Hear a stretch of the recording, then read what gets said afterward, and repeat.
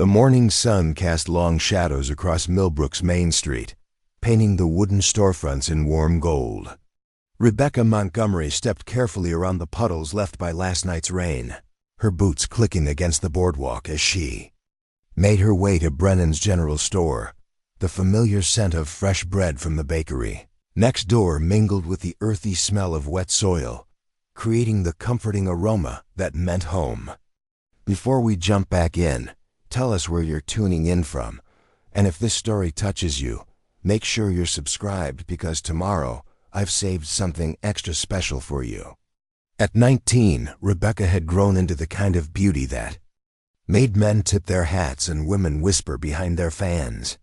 Her auburn hair caught the sunlight like spun copper, and her green eyes held an intelligence that some found unsettling in a young woman. She moved with the confident grace of someone who had never doubted her place in the world, never questioned that Millbrook would always be home. The bell above Brennan's door chimed as she entered, announcing her arrival to old Murphy Brennan, who looked up from his ledger with a weathered smile. His store was a marvel of organization, shelves lined with everything from bolts of fabric to farming tools, jars of penny candy to bottles of patent medicine. The scent of leather, tobacco, and spices created an intoxicating blend that spoke of civilization carved from wilderness. "Morning, Miss Montgomery," Murphy called out, his Irish accent still thick after 20 years in Texas. "Your mother's order came in yesterday.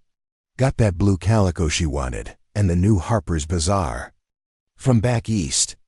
Rebecca smiled, running her fingers along a bolt of yellow silk. "She be pleased. Father's been promising her a new dress for the church social next month." She paused, studying the intricate pattern. "This is beautiful work. Where did it come from?" "Merchant train from San Antonio," Murphy replied, wrapping her mother's purchases in brown paper. "Funny thing though, the wagon master mentioned they had some trouble with Comanche raiders about 50 miles south. Nothing serious, just some horses spooked, but it's got folks talking." The mention of the Comanche sent a familiar flutter through Rebecca's chest, though she kept her expression carefully neutral. For most people in Millbrook, the Comanche were a distant threat, something that happened to other people in other places. But for Rebecca, they represented something else entirely, a world beyond the neat, ordered boundaries of her town, beyond the expectations that seemed to grow heavier each day. She tucked the packages under her arm and stepped back into the sunshine. Millbrook stretched before her like a promise of prosperity and respectability. Judge Harrison's white-painted house dominated the hill at the end of Main Street, its columns and wraparound porch announcing his importance to anyone who cared to look. Dr. Patterson's office sat next to the barber shop, where men gathered to discuss politics and weather with equal gravity. The Methodist church, with its modest steeple, anchored the north end of town, while the schoolhouse marked the south. It was a good town, Rebecca knew, a safe town. Her father, William Montgomery, had helped establish it 15 years ago, back when this corner of Texas was nothing but grassland and dreams. He'd built their house with his own hands, brick by brick, board by board, creating something solid and permanent in a landscape that seemed to shift with every season. As she walked home, Rebecca waved to Mrs. Patterson, who was hanging laundry behind the doctor's office, and nodded politely to Reverend Mills, who was sweeping the church steps with characteristic vigor. These people were her world, had always been her world. She knew their stories, their troubles, their children's names. They knew hers too, or thought they did. The Montgomery house sat on a tree-lined street just off the main thoroughfare, a 2-story frame structure painted a cheerful yellow with white trim. Her mother, Eleanor, had insisted on the flower gardens that now bloomed in riotous color on the front porch. Roses climbed the latticework, their pink petals scattered across the wooden steps like confetti. Rebecca found her mother in the kitchen, elbow-deep in bread dough, her dark hair pinned back in a practical bun.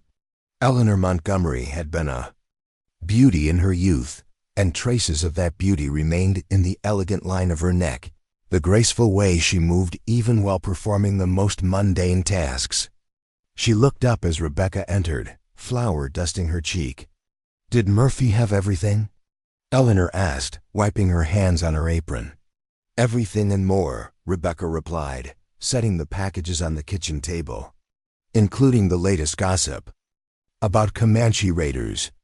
Eleanor's expression tightened slightly. "How close?" 50 miles south. "Nothing serious, according to Murphy." Rebecca busied herself unpacking the parcels, avoiding her mother's probing gaze. "Just spooked some horses." "Your father won't like hearing that," Eleanor murmured, returning to her bread with perhaps more force than necessary. "He's been saying we need more protection out here. Marshal Jenkins is a good man, but he's only one person." Rebecca had heard these conversations before, usually late at night when her parents thought she was asleep. The worry in their voices, the careful way they discussed the future, as if speaking too loudly might summon the very dangers they feared. Millbrook felt secure, insulated by its own prosperity and the reassuring presence of law and order. But Texas was still a young state, still finding its footing in a landscape that belonged as much to the Comanche and Apache as it did to the settlers who had claimed it.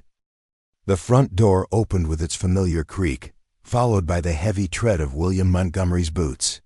Rebecca's father was a substantial man, broad-shouldered and steady, with graying brown hair and eyes the color of winter sky. He built his reputation as much on his word as his skill with hammer and saw, and half the buildings in Millbrook bore his craftsmanship.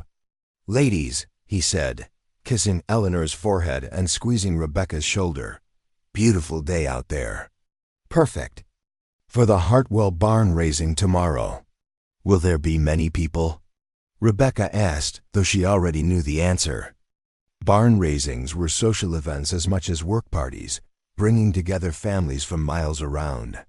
"Whole counties invited," William replied, settling into his chair at the kitchen table. "Young Samuel Hartwell's been looking forward to it. Heard he's planning to announce his engagement." Rebecca felt a familiar sinking sensation.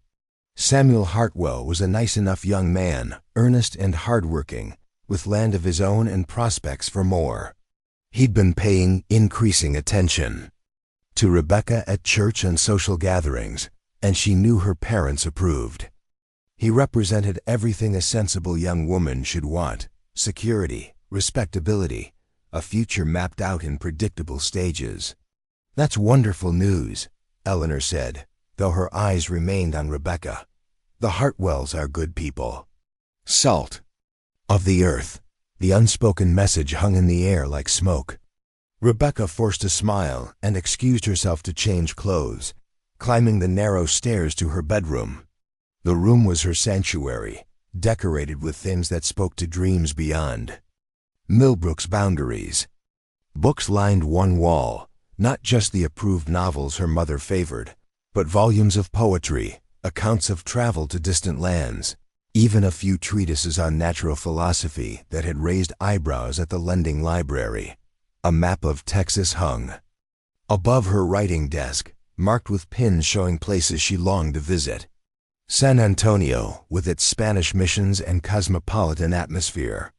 Galveston, where ships arrived from distant ports carrying exotic cargo and stranger tales.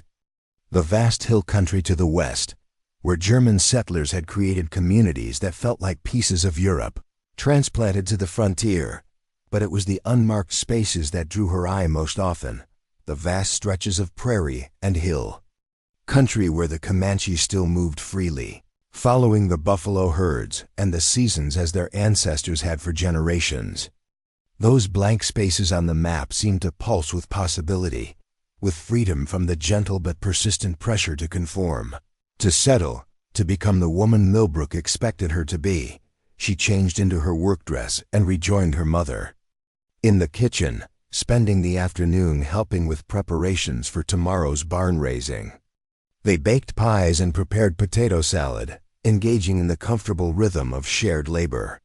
Eleanor chatted about the latest fashions in the Harper's Bazaar, About Mrs. Patterson's new baby, about the upcoming church social, and who might attend. As evening approached, Rebecca stepped onto the front porch to watch the sunset paint the sky in shades of coral and gold.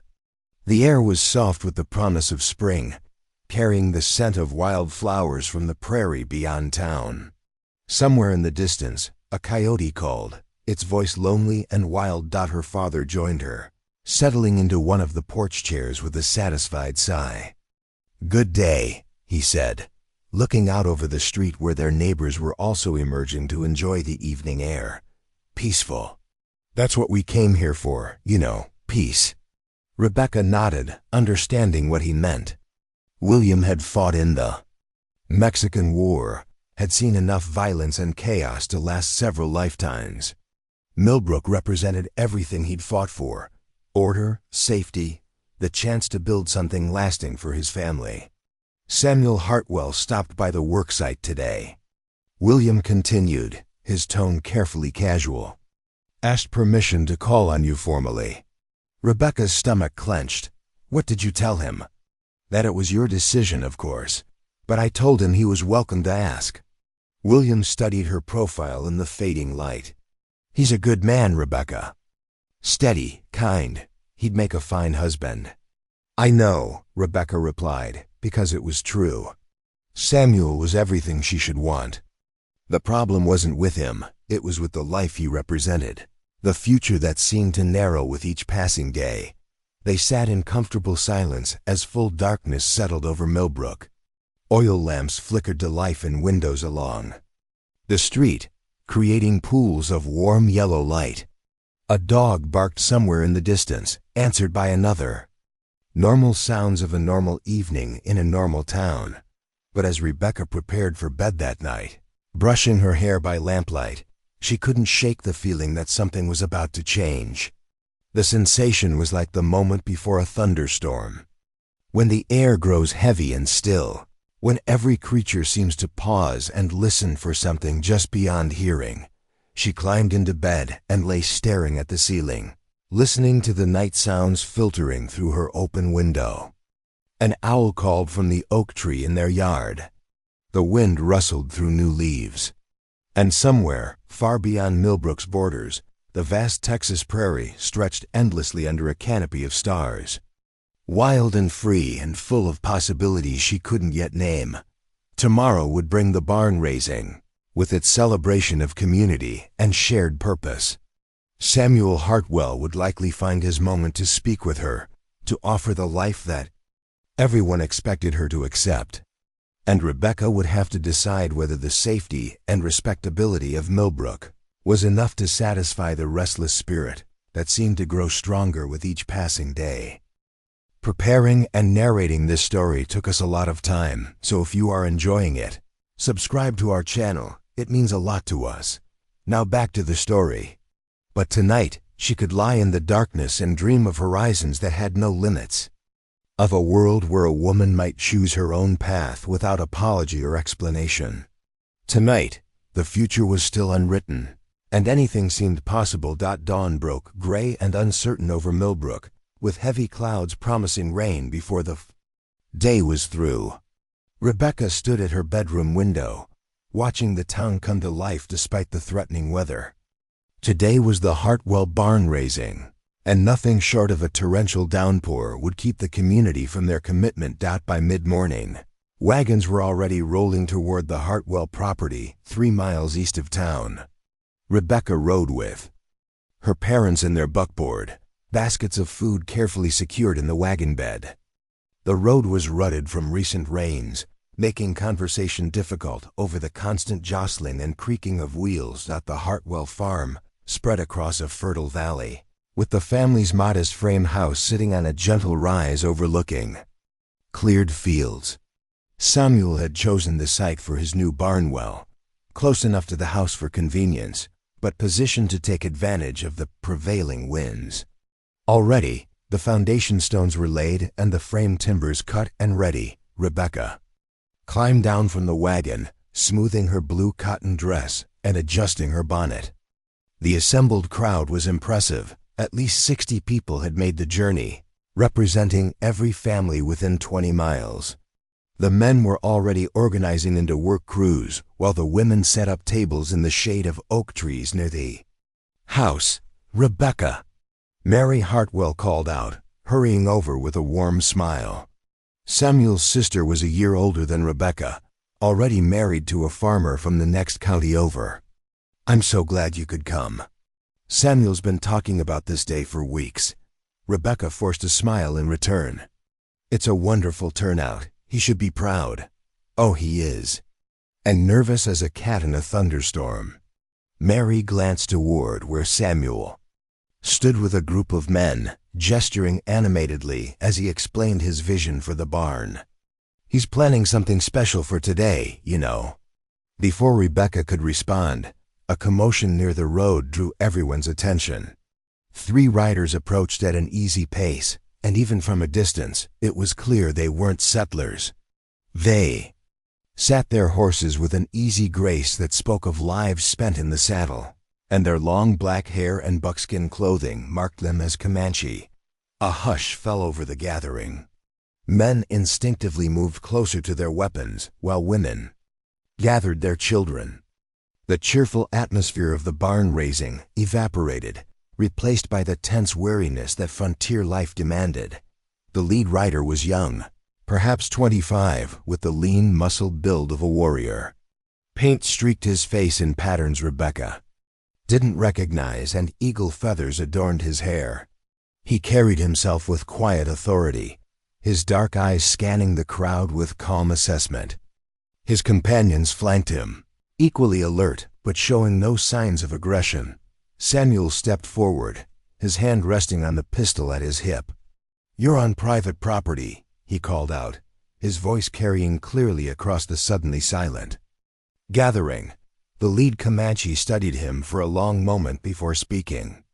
"I am Ayana of the Penatica Band," he said, his English precise despite a slight accent. "We come in peace to trade." Judge Harrison pushed through the crowd, his face flushed with indignation. "Trade? This is a private gathering. You have no business here." Ayana's gaze never wavered. "This land was a Comanche hunting ground when your grandfathers were still across the Great Water. We have business wherever we choose to ride." The tension ratcheted higher. Rebecca could see the fear in people's faces, the way they clustered together like sheep sensing wolves. These were good people, but they were also people who had heard too many stories of Comanche raids, of isolated homesteads burned and families scattered to the winds. "Now see here," Judge Harrison blustered, his hand moving toward his own weapon. "We've had enough of your kind's threats. This is a civilized country now, with civilized laws." Something flickered in Ayana's eyes, not anger exactly, but a cold amusement that was somehow more unsettling. "Your laws," he said quietly, "written on paper by men who never set foot on this prairie until yesterday." Rebecca found herself stepping forward before she quite realized what she was doing. The movement drew Ayana's attention, and their eyes met across the space between the crowd and the mounted warriors. The impact was immediate and electric, like touching lightning. She felt something fundamental shift inside her chest, as if the world had suddenly revealed a hidden dimension. For a heartbeat that seemed to stretch into eternity, they simply looked at each other. Rebecca was dimly aware of the shocked murmurs around her, of her mother's sharp intake of breath, but none of it seemed to matter. Ayana's face was strong and angular, marked by the kind of weathering that came from a life lived entirely outdoors. But it was his eyes that held her, dark and intelligent, with depths that seemed to promise mysteries she had never imagined. "Rebecca," her father's voice cut through the spell like a blade. "Get back here, now." She blinked, reality crashing back around her. The crowd was staring, some with shock, others with something approaching horror. She had stepped forward toward a Comanche warrior, had looked at him with undisguised fascination. In the rigid social order of frontier Texas, it was an unthinkable breach of propriety. But even as she stepped back, She couldn't tear her gaze away from Ayanna. He sat motionless on his paint horse, studying her with the same intensity she felt burning in her own chest. When he finally spoke, his words seemed to be meant for her alone, despite being addressed to the crowd. "We seek only to trade," he said. "Horses for supplies. We have fine mounts that would serve you well. We don't trade with your kind, Samuel." Saad, his voice tight with anger and something else. Jealousy, Rebecca realized with a start. He had noticed the exchange between her and the Comanche warrior. "You'd best move on before there's trouble." Ayanna's lips curved in the slightest of smiles. "I think we understand each other perfectly, farmer." His gaze flicked once more to Rebecca, and she felt her cheeks burn under the intensity of his stare. Then he gathered his reins and wheeled his horse around. "Come," he said to his companions. "We have seen what we came to see." They rode away at the same easy pace, never looking back.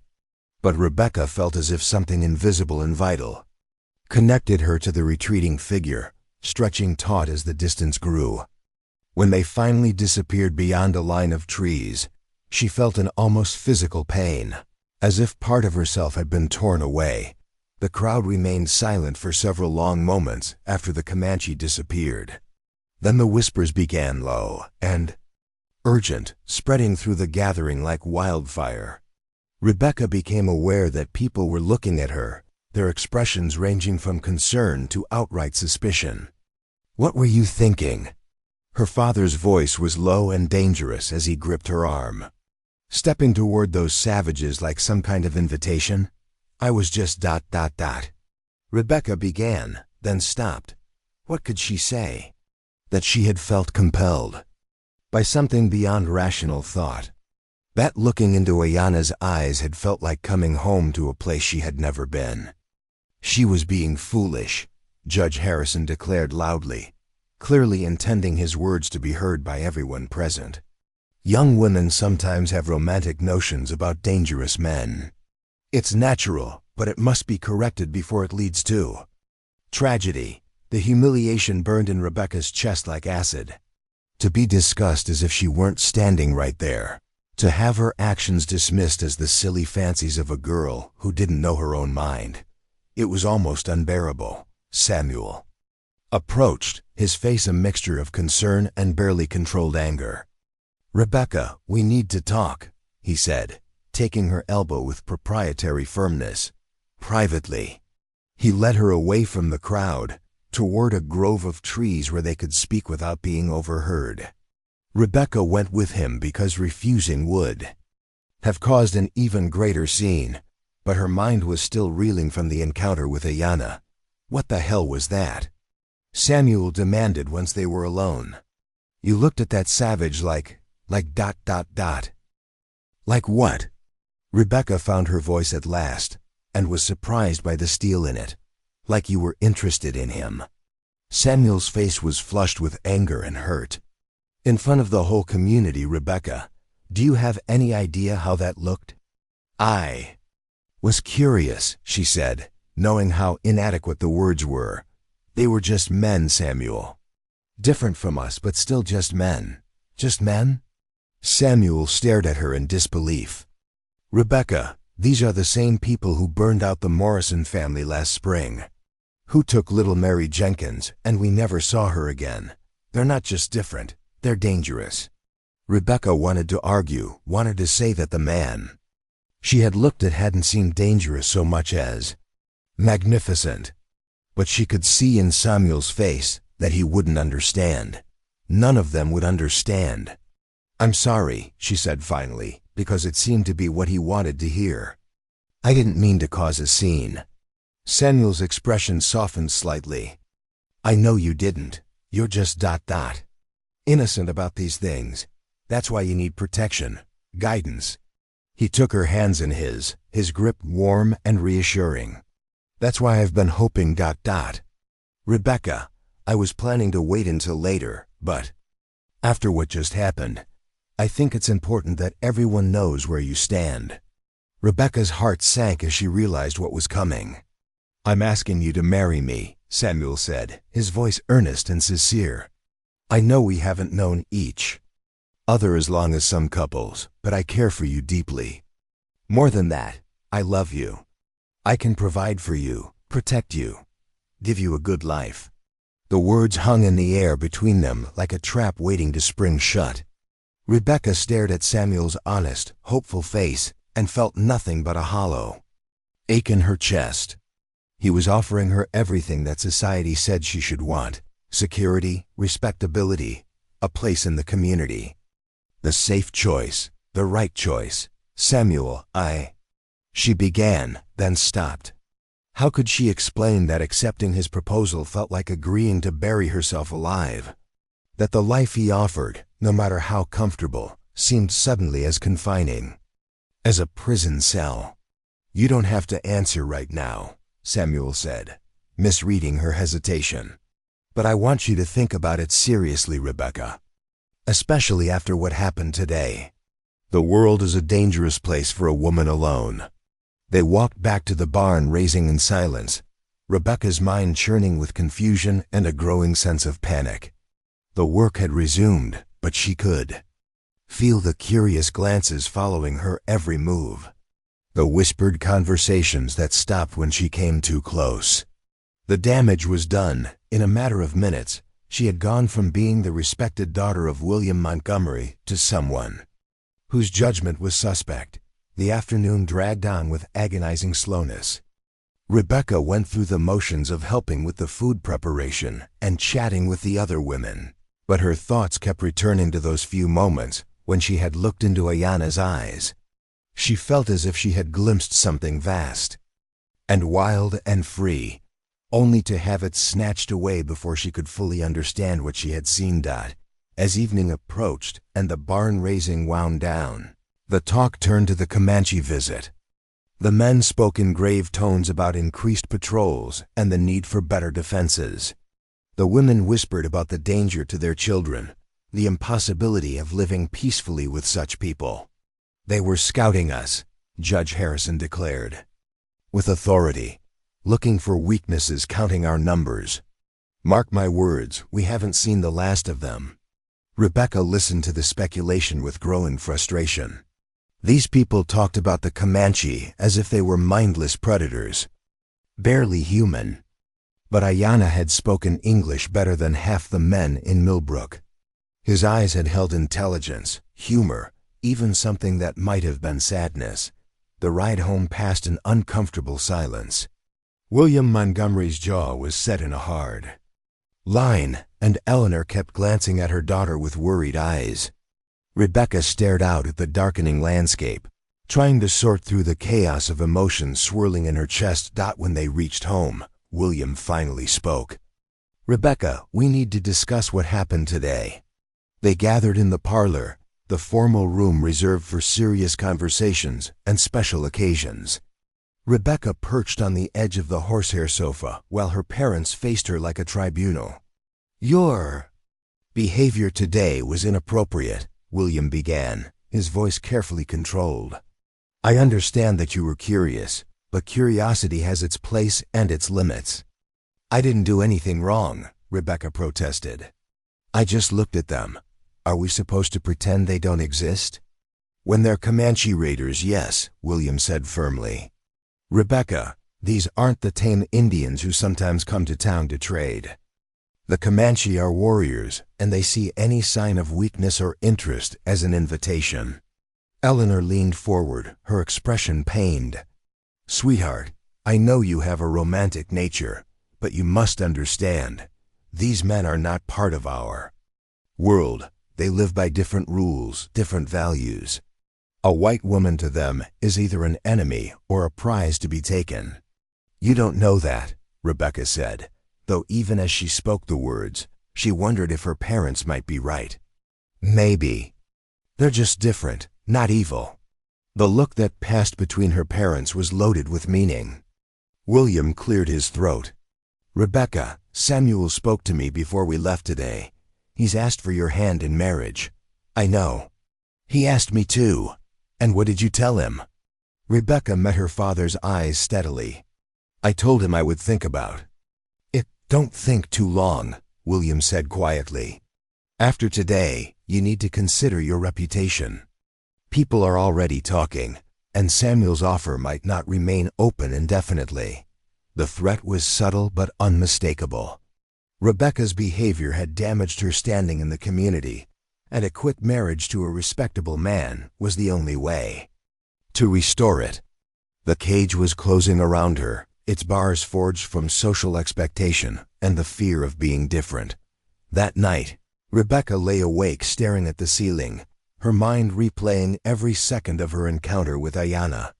She tried to tell herself that her parents were right, that she was being foolish and romantic.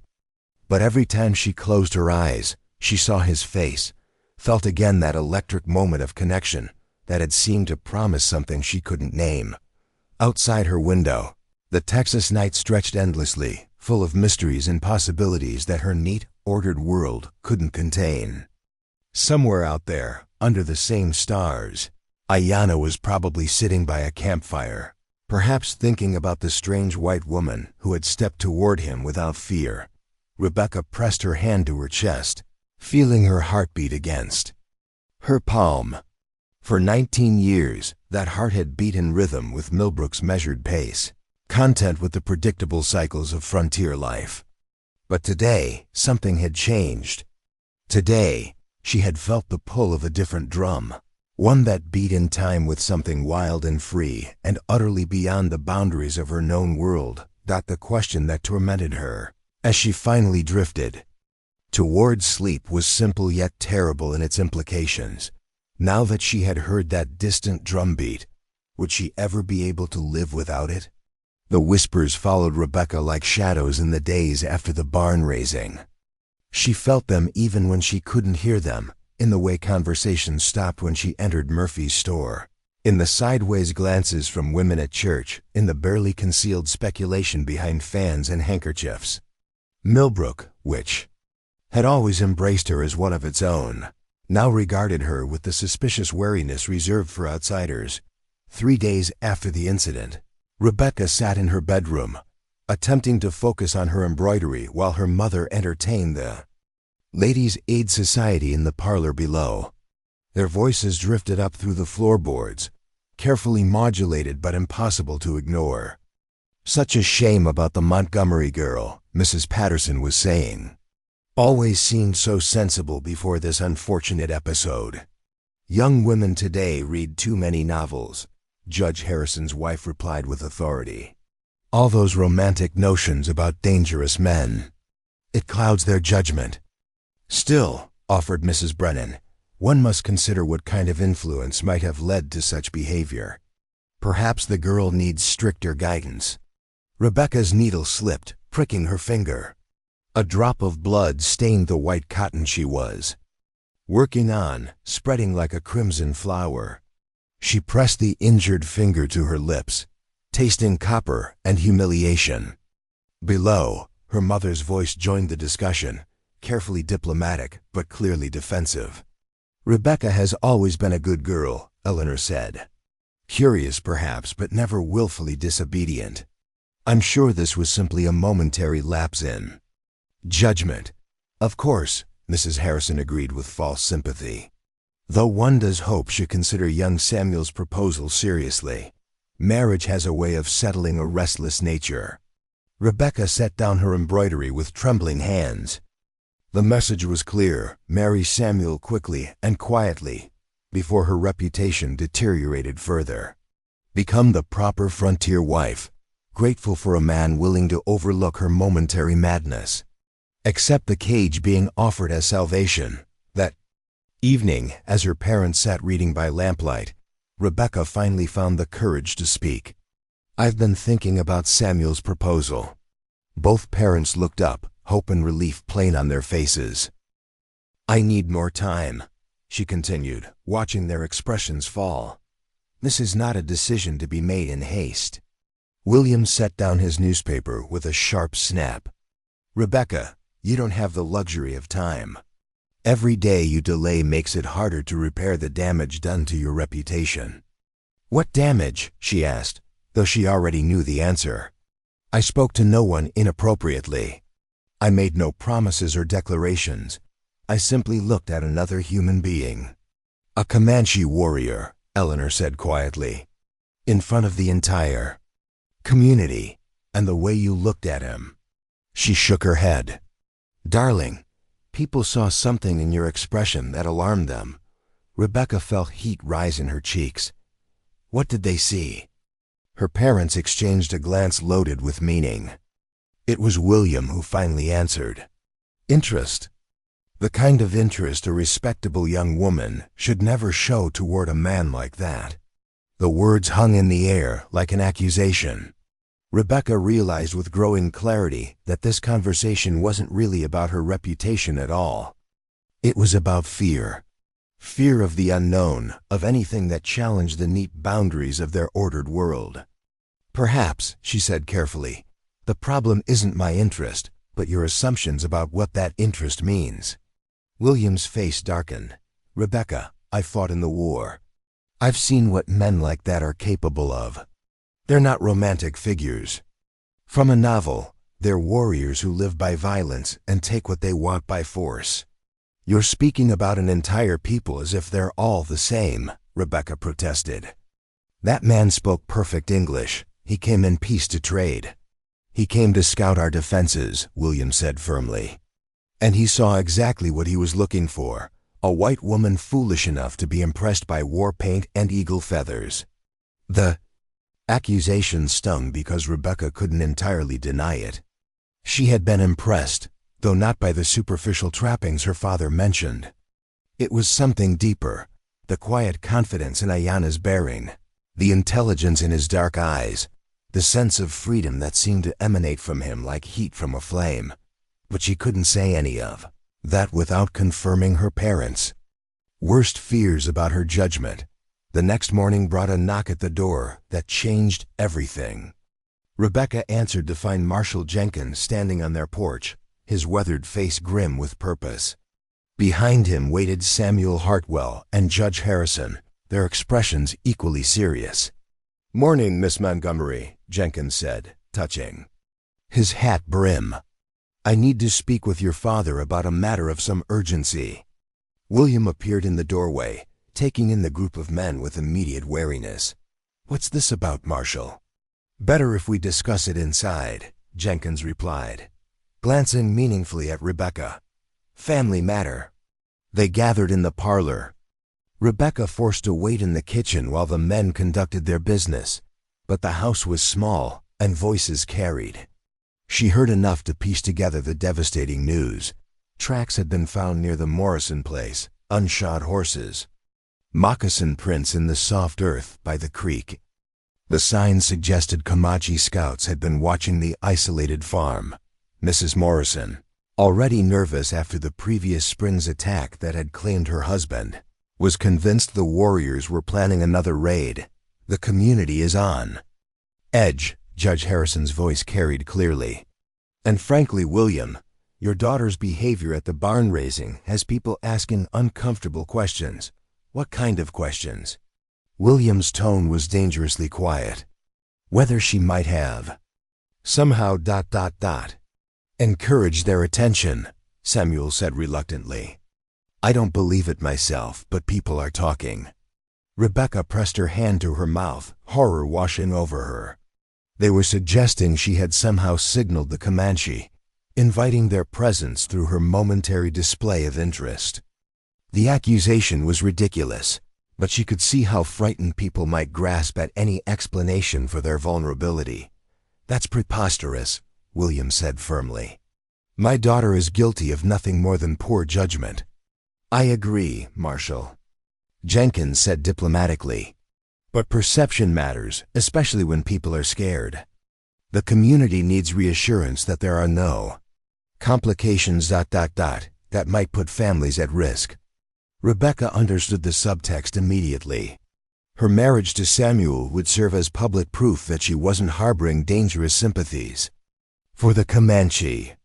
A quick wedding would calm community fears and restore her family's standing. But even as she grasped the political necessity, Something inside her rebelled against the manipulation. She was being cornered, forced to choose between marriage and social exile. The freedom she had always taken for granted was evaporating like morning mist. That afternoon, she escaped the suffocating atmosphere of the house by walking to the creek that meandered through the woods behind Millbrook. The path was familiar, worn smooth by years of solitary wandering when she needed space to think. Here, among the cottonwoods and wild roses, she had always been able to find clarity, but today, even the peaceful setting couldn't quiet the turmoil in her mind. She sat on her favorite fallen log, watching the water flow over smooth stones, and tried to imagine the future being laid out for her. Marriage to Samuel, a house in town, children who would grow up with the same unquestioned assumptions about the world that had shaped her own childhood. It was a good life by any reasonable measure. Safe, respectable, predictable. Everything a sensible woman should want. So why did the prospect fill her with such desperate despair? The sound of approaching hoofbeats made her look up in alarm. But instead of the townspeople she expected, 3 riders emerged from the trees. Her heart nearly stopped when she recognized the lead figure, Ayanna, sitting on his paint horse with the same easy grace she remembered. They regarded each other across the clearing, the silence stretching taut between them. Rebecca knew she should run, should scream for help, should do any of the dozen things a proper frontier woman would do when confronted by Comanche warriors. Instead, she found herself rising slowly to her feet, her pulse thundering in her ears. "You should not be here alone," Ayanna said finally, his English as precise as she remembered. "Neither should you," she replied, surprised by the steadiness of her own voice. "My people believe you're planning to attack us." Something that might have been amusement flickered in his dark eyes. "Your people believe many things that are not true." He dismounted with fluid grace, leaving his horse ground tied while his companions remained mounted but alert. Rebecca knew she should be terrified. She was alone in the woods with 3 Comanche warriors, miles from help. But the fear she expected simply didn't come. Instead, she felt that same electric awareness that had struck her at the barn raising. "Why did you come back?" she asked. Ayanna studied her for a long moment before answering. "Because you looked at me as if I was a man, not a monster." The simple honesty of the statement caught her off guard. Rebecca realized that in her 19 years, no one had ever spoken to her with such direct truth. The men in her world wrapped their meanings in layers of politeness and social convention, never saying exactly what they meant. "You are a man," she said finally. "Whatever else you might be, you're that first." "Your people do not think so." Rebecca couldn't deny it. "My people are afraid. They've lost friends and family to raiding parties. To them, all Comanche are threats. And to you?" The question hung between them like a challenge. Rebecca met his gaze steadily, feeling as if her answer would determine something fundamental about the direction of her life. "I don't know what you are," she said honestly. "But I'm not afraid of you." Ayanna stepped closer, close enough that she could see the fine details of his war paint, the eagle feather woven into his long black hair. This close, she could smell the scents that clung to him: sage, leather, horses, and something else that was purely him. "You should be," he said quietly. "Your people are right about one thing. I am dangerous, but not in the way they believe." "What do you mean?" Instead of answering directly, he reached out and touched her face with surprising gentleness, his fingers tracing the line of her cheek. "You have a choice to make, Rebecca Montgomery. But once you make it, there will be no going back." She knew he was right. Standing here in the woods, allowing him to touch her, she was crossing a line that could never be uncrossed. If anyone saw them, if word got back to town, her reputation would be destroyed beyond any hope of repair. Even knowing the consequences, she couldn't bring herself to step away. His touch awakened something in her that she hadn't even known existed, a hunger for experiences beyond the narrow confines of Millbrook's expectations. How do you know? My name? She whispered. I made it my business to learn. His thumb brushed across her lower lip, sending shivers through her entire body. Just as I learned that you are promised to the white farmer who speaks of marriage. I'm not promised to anyone, she said, though the words felt like a lie. The pressure from her family and community was making that promise increasingly inevitable. No? Ayana's dark eyes searched hers. Then why do you look like a bird trapped in a cage? The metaphor was so accurate, it took her breath away. Rebecca stared at him, wondering how this stranger could see so clearly what she had barely acknowledged to herself. Because I am trapped, she admitted, the words torn from some deep place inside her. They want me to marry for safety, for respectability. They want me to be grateful for the privilege of disappearing into someone else's life. And what do you want? No one had ever asked her that question before, not truly. People had asked what she thought of this dress or that book, what she preferred for dinner or which hymn she liked best in church. But no one had ever asked what she wanted from life itself. I want to breathe, she said finally.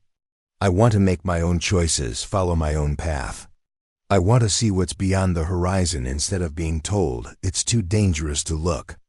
Ayana nodded as if her answer confirmed something he had suspected. Then you understand why I came back.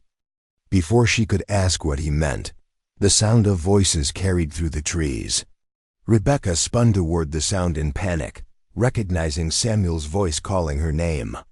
He had come looking for her, probably sent by her worried parents when she failed to return home. Go, she whispered urgently to Ayana. If they find you here with me... He was already moving toward his horse, but he paused to look back at her. This is not finished between us, Rebecca Montgomery. Remember that when they try to convince you to accept the cage they offer. He mounted in a single fluid motion and was gone, his companions melting into the forest like ghosts. Rebecca barely had time to compose herself before Samuel burst into the clearing, his face flushed with exertion and worry. Rebecca, thank God I found you. Your parents are frantic. You've been gone for hours. She forced a smile, hoping her racing heart wasn't audible in her voice. I'm sorry. I needed time to think. Samuel stepped closer, his expression softening. About my proposal? Rebecca looked into his earnest, worried face and felt a stab of guilt. He was a good man who cared for her, and she was deceiving him in the worst possible way. But even as the guilt washed over her, she couldn't bring herself to regret those stolen moments with Ayana. Yes, she said simply, because it was true, just not in the way Samuel assumed. He took her hands in his grip warm and reassuring. Rebecca, I know this is sudden, but given the circumstances... I need to know where we stand. The community needs to know. Will you marry me? Standing there in the clearing where she had just been touched by a Comanche warrior, where she had admitted truths about herself she had never spoken aloud, Rebecca felt the weight of her entire future balanced on the edge of her next words. She looked at Samuel, kind, stable, predictable Samuel who offered her security and social acceptance. Then she thought of Ayana's dark eyes, his understanding of her trapped state, his promise that their story was not finished. She began, then stopped. The word yes sat in her throat like a stone, refusing to be spoken. I need more time, Samuel. Please.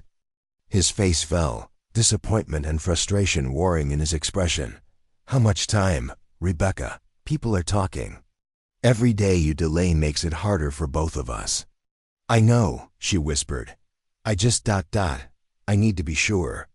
Samuel released her, hands stepping back with visible effort to control his emotions. Very well. But Rebecca, understand this. My patience has limits. And so does the community's willingness to overlook your unconventional behavior. The warning was clear.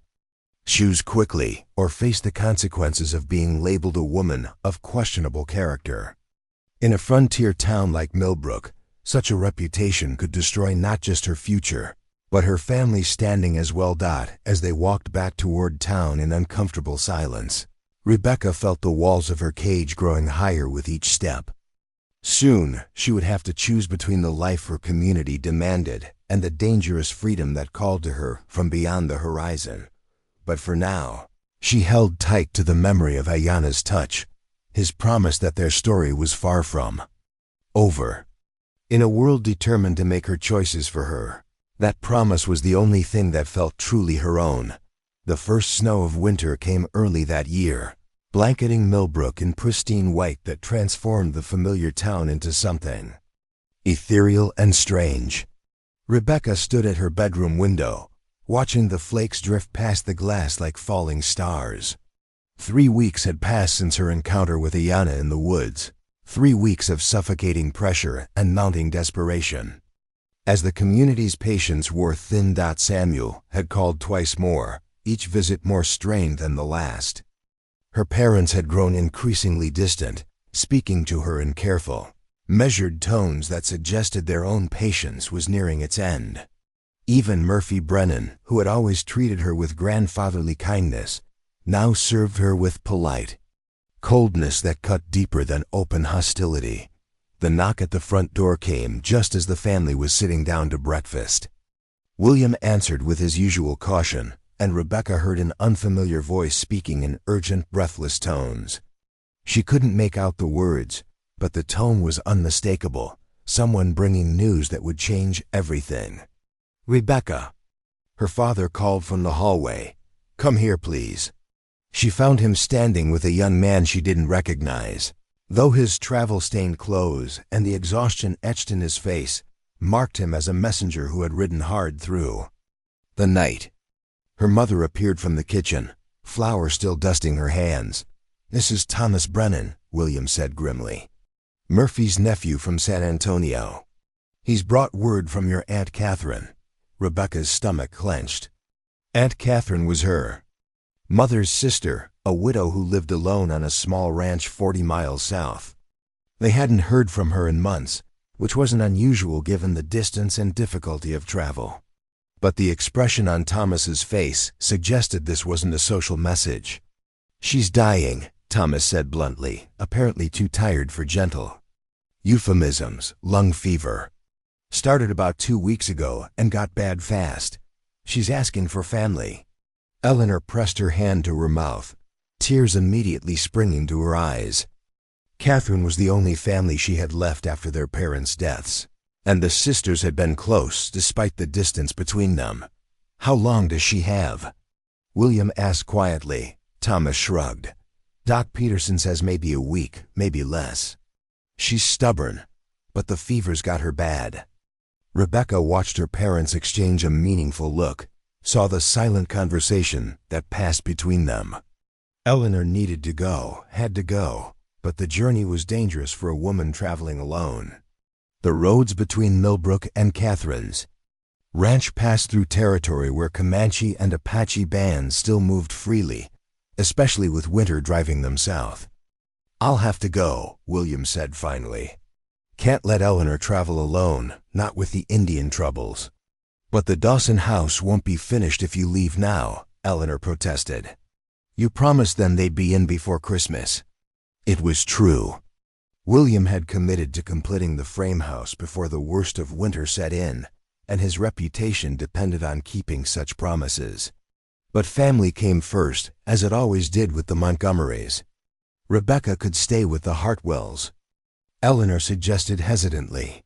Mary mentioned she'd welcome the company, and it would be proper ... No, the word came out sharper than Rebecca intended, surprising even herself. Both parents turned to stare at her, and she felt heat rise in her cheeks. "I mean, I don't want to impose on the Hartwells. And someone should stay to watch the house." The truth was that staying with Samuel's family would feel like accepting his proposal by default, surrounded by people who assumed her future was already decided. The thought of spending weeks under their watchful, expectant eyes made her skin crawl. William frowned, clearly torn between practical necessity and paternal protectiveness. "Rebecca, you can't stay here alone.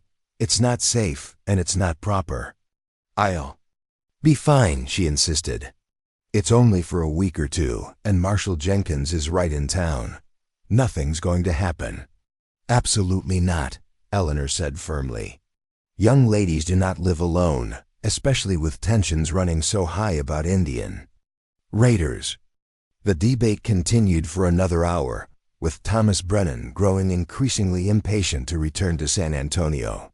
Finally, a compromise was reached that satisfied no one completely. Rebecca would stay with Mrs. Patterson, the doctor's widow, who lived alone since her husband's death the previous spring. It was respectable enough to quiet gossip, but removed enough from the Hartwell orbit to give Rebecca the breathing room she desperately needed. By afternoon, her parents were packed and ready to leave. William took Rebecca aside for a private word, his weathered face creased with worry. "I don't like leaving you," he said quietly. "Not with things as unsettled as they are. Promise me you'll be sensible while we're gone." Rebecca nodded, though she wasn't entirely sure what sensible meant anymore. The definition seemed to shift depending on who was doing the defining. "And Rebecca," William continued, his voice dropping even lower, "think seriously about Samuel's proposal while we're away. When we come back, people will expect some kind of resolution. You can't keep him waiting indefinitely." She nodded again, because what else could she do? Her father kissed her forehead, and then they were gone, leaving her standing in the doorway, watching their wagon disappear into the swirling snow dot. Mrs. Patterson's house was neat and quiet, filled with the lingering presence of a medical practice that had served the community for nearly a decade. The widow was kind but distracted, still deep in her own grief and grateful for any company. She set Rebecca up in the small spare room and then largely left her alone, which was exactly what Rebecca needed. For the first time in weeks, she could breathe without feeling watched. She could walk through town without parsing every glance for hidden meaning. She could sit by the window and think without her mother's worried eyes, tracking her every expression. But the freedom also brought a restless energy that seemed to build with each passing day. Without the constant pressure of family expectations, her thoughts turned inevitably to Ayanna and their brief encounter in the woods. She found herself remembering every detail, the way he had moved with such fluid grace, the intelligence in his dark eyes, the gentle touch of his fingers against her face. 3 days after her parents left, the unexpected visitors arrived. Rebecca was helping Mrs. Patterson prepare dinner when the sound of horses drew them to the front window. 5 riders sat their mounts in the street, their breath steaming in the cold air. Even bundled in heavy coats and blankets against the weather, there was no mistaking their identity. "Lord preserve us," Mrs. Patterson whispered, her hand flying to her throat. "Comanche, right here in town." Rebecca's heart hammered against her ribs as she recognized the lead rider. Ayanna sat his paint horse with the same quiet authority she remembered, seemingly unbothered by the snow that clung to his dark hair. But there was something different about him now, something that spoke of official purpose rather than personal interest. People were emerging from buildings all along the street, drawn by the unusual sight of Comanche warriors in the heart of Millbrook. Marshall Jenkins appeared from his office, his hand resting on his gun, but his posture carefully non-threatening. Whatever was happening, it was clearly intended to be peaceful. "Stay inside," Mrs. Patterson urged, pulling Rebecca away from the window. "Nothing good can come of this." But Rebecca couldn't look away. She watched as Ayanna dismounted and approached the marshal, speaking in the same precise English she remembered. Though she couldn't hear the words from this distance, she could see that it was some kind of formal exchange, not the confrontation everyone feared, but an actual negotiation. The conversation lasted perhaps 10 minutes, with Marshall Jenkins occasionally nodding or asking questions. Finally, the lawman turned and gestured toward the crowd that had gathered, clearly addressing the whole community. "They're here under a flag of truce," Jenkins called out, his voice carrying clearly in the still air. They've got a proposal to make, and they want to address the whole town. I'm calling a meeting at the church in 1 hour." The murmur that ran through the crowd was part fear, part curiosity, part outrage. Rebecca could see people clustering together, arguing in urgent whispers about whether such a meeting was wise or even proper. "A proposal?" Mrs. Patterson muttered, peering around the curtain. What kind of proposal could those savages possibly have for decent people? Rebecca bit her tongue to keep from defending Ayanna, but she couldn't stop herself from wondering. The same thing. What had brought him back to Millbrook? And why now, when the town was already on edge about Indian troubles? An hour later, the Methodist church was packed beyond capacity. People stood along the walls and crowded into the aisles, everyone straining to see and hear what the Comanche delegation had to say. Rebecca found herself squeezed into a pew near the back, Mrs. Patterson clutching her arm as if she might flee at any moment. Judge Harrison had positioned himself at the front of the church like a presiding magistrate, clearly intending to control the proceedings. Marshal Jenkins stood nearby, his rifle held casually but ready. The 5 Comanche warriors entered together, moving with the fluid confidence of men comfortable in their own skin, despite being vastly outnumbered. Ayanna stepped forward, and the church fell silent except for the whisper of nervous breathing. Rebecca found herself leaning forward despite Mrs. Patterson's restraining grip, hungry for the sound of his voice. "I am Ayanna of the Pennatica Comanche," he began, his English clear and formal. "I speak for my band and for the peace chiefs who sent me. We come with words that may prevent bloodshed between our peoples." Judge Harrison cleared his throat importantly. "We're listening, but understand that any threats will not be tolerated in this house of God." Something that might have been amusement flickered in Ayanna's eyes. "I bring no threats, only truth. White settlers fear Comanche raids. Comanche warriors grow angry at the loss of hunting grounds and the killing of buffalo herds. Both sides prepare for war that will bring suffering to all." A murmur ran through the congregation, part agreement, part skepticism. Rebecca could see the tension in people's faces, the way they wanted to believe but didn't dare hope for peaceful resolution. "My chiefs have sent me to propose a different path," Ayanna continued. "A formal treaty between our band and the settlements in this region. Guaranteed safe passage for your people through our traditional hunting grounds. Protection for your outlying farms and ranches. Trade agreements that benefit both sides." The silence that followed was deafening. Rebecca could practically see the wheels turning in people's minds as they tried to process this unexpected offer. A formal treaty with the Comanche could mean safety for isolated homesteads, easier travel between settlements, economic opportunities through trade, but it could also mean acknowledging Comanche rights to territory that white settlers had claimed as their own. Judge Harrison was the first to find his voice. "And what would you want in return for these guarantees?" "Recognition of our rights to winter in the hill country south of here. Agreements on buffalo hunting territories, and Ayanna paused, his gaze sweeping the crowd until it found Rebecca. For a moment that seemed to stretch into eternity, their eyes met across the packed church. A formal marriage alliance to seal the treaty. A white woman of good family, freely given, to demonstrate that peace is possible between our peoples. The explosion of voices that followed was immediate and deafening. People shouted questions, objections, accusations. Some demanded to know which family the Comanche had in mind. Others declared the very idea an abomination. Mrs. Patterson gripped Rebecca's arm so tightly, left bruises. But Rebecca barely heard any of it. She was staring at Ayanna, understanding flooding through her like ice water. This was why he had come back. This was the choice he had spoken of in the woods. Not just a personal decision, but a moment that could reshape the entire relationship between two worlds. Judge Harrison was pounding his gavel, trying to restore order. "This is preposterous. We don't trade our daughters like livestock. No trade, Ayanna said calmly, his voice cutting through the chaos. Choice. The woman must come willingly, must choose our way freely. Only then will the alliance be sacred, binding on both sides.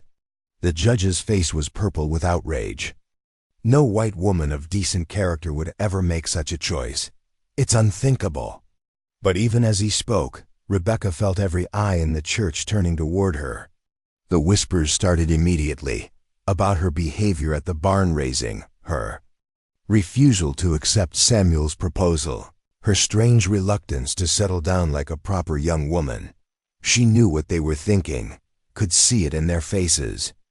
If any woman in Millbrook might be foolish enough to consider such an offer, it would be Rebecca Montgomery, the girl who had looked at a Comanche warrior with obvious interest, who had defied every attempt to bring her into line. Samuel's voice rose above the others, harsh with anger and disbelief.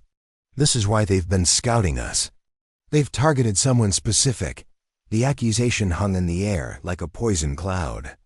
Rebecca felt the weight of every gaze in the church, saw the suspicion and fear and dawning certainty in people's faces.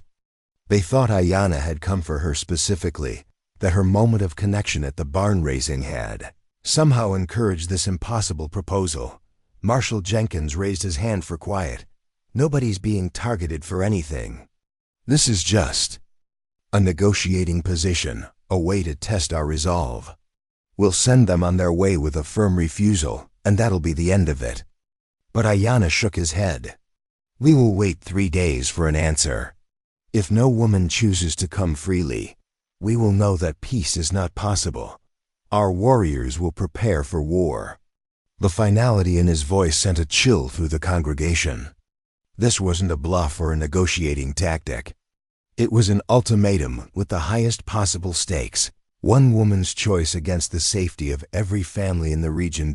As the Comanche delegation filed out of the church, Ayanna's gaze found Rebecca one more time.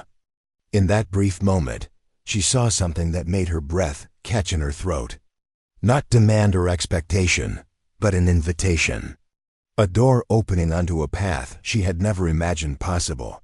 The choice was hers, just as he had said it would be. But now the consequences extended far beyond her own future. The decision she made in the next 3 days would determine whether her community faced a winter of peace or a season of war. As the crowd erupted into angry debates about proper responses and defensive preparations, Rebecca sat in stunned silence, feeling the weight of an entire world balanced on the edge of her next decision. 3 days to choose between the cage she had always known and a freedom that might come at the cost of everything she held dear. 3 days to decide not just her own fate, but the fate of everyone she had ever called home.